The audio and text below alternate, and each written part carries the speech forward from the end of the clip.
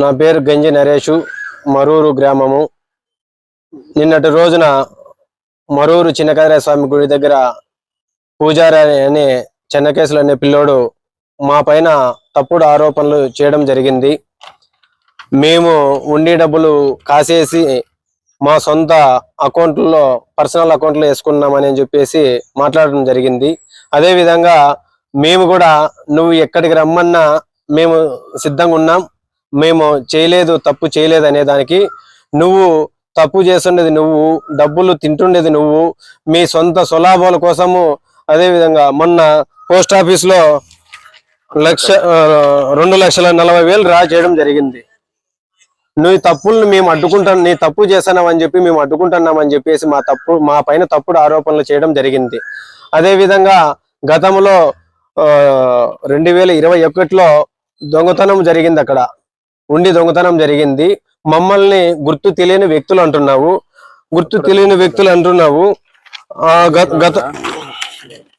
ఉండి దొంగతనం జరిగితే ఎస్పీ ఆఫీస్ కంప్లైంట్ మేము ఇచ్చినాము. గుర్తు తెలియని వ్యక్తులు అంటున్నాము మేము ఆ రోజు ఎవరైనా ఇచ్చినామని చెప్పి ఆ రోజు ఇక్కడ ఎస్పీ ఆఫీసులో కంప్లైంట్ ఇచ్చినాము. నాకు వచ్చిన మెసేజ్ ఎస్పీ ఆఫీస్ నుంచి. దీనిపైన ఏ ఒక్కరు కూడా స్పందించింది లేదు. ఆ రోజుల్లో మేము పోరాటం చేసినాము. నువ్వు ఆ రోజు గుర్తు తెలియని వ్యక్తులు అంటున్నావు.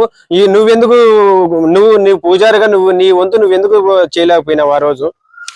అదేవిధంగా గుర్తు తెలియని వ్యక్తులు అంటున్నావు. మా తాతగారు మాకు ఇచ్చినది ఇది,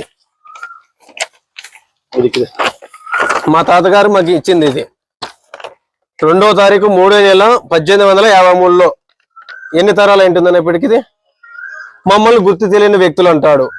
మేమే ఉండి డబ్బులు కాసేసి మా సొంత పర్సనల్ అకౌంట్లలో వేసినాడని చెప్పేసి తప్పుడు ఆరోపణలు చేస్తున్నాడు. మా ఆలోచన అంతా ఒకటేనన్నా, అన్నదానం చేయడము. భక్తులు చాలా మంది ఇబ్బంది పడుతున్నారు. అక్కడ వచ్చి వాళ్ళు ఇక్కడ ఏదో ఊర్లు కర్ణాటక తెలంగాణ నుంచి వచ్చి భక్తులు ఆ నైట్ నిద్ర చేస్తారు, ఆ అన్నదానాన్ని అడ్డుకుంటున్నారని చెప్పేసి మేము మళ్ళా యథావిధంగా మళ్ళీ స్టార్ట్ చేయాలని చెప్పేసి మన సిఎస్ఆర్ని కూడా కలిసడం జరిగింది.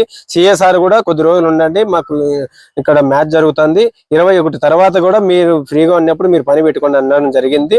ఆ ఉండి డబ్బులు కూడా వీళ్ళు పోస్ట్ ఆఫీస్లోకి వేస్తే విచ్చలవిడిగా డ్రా చేసుకోవచ్చు అని చెప్పేసి వీళ్ళ తప్పుడు ఆలోచనతోనే వీళ్ళు ఈ రోజు ఇంత దుర్మార్గానికి మా పైన ఎటువంటి, మేము ఎప్పుడు కూడా ఏ మచ్చలేని వ్యక్తులు మేము అక్కడ గుడి దగ్గర పని చేసినాం, సేవ చేస్తున్నాం, కానీ ఏ రోజు కూడా మేము తప్పు చేసింది లేదు, రూపాయి డబ్బులు తినింది లేదు.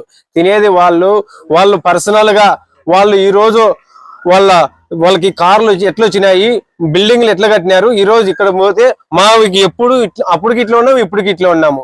వాళ్ళు పర్సనల్ గా దొంగదారులు తొక్కుతూ ఈ పొద్దు సొంత డబ్బులు ఎక్కడ చూసినా దేవుని పేరు చెప్పుకొని వాళ్ళు ఎన్నో తంత్రాల పేర్లతో ఈ రోజు భక్తులను మోసం చేసే విధంగా ఈ రోజు వీళ్ళు తప్పుదారులు చేస్తూ మా పైన తప్పుడు ఆరోపణలు చేస్తున్నారు. అదే విధంగా ఎస్సీ ఎస్టీ కేసులు మా గ్రామస్తులను అడగండి, ఎవరినైనా విచారించండి.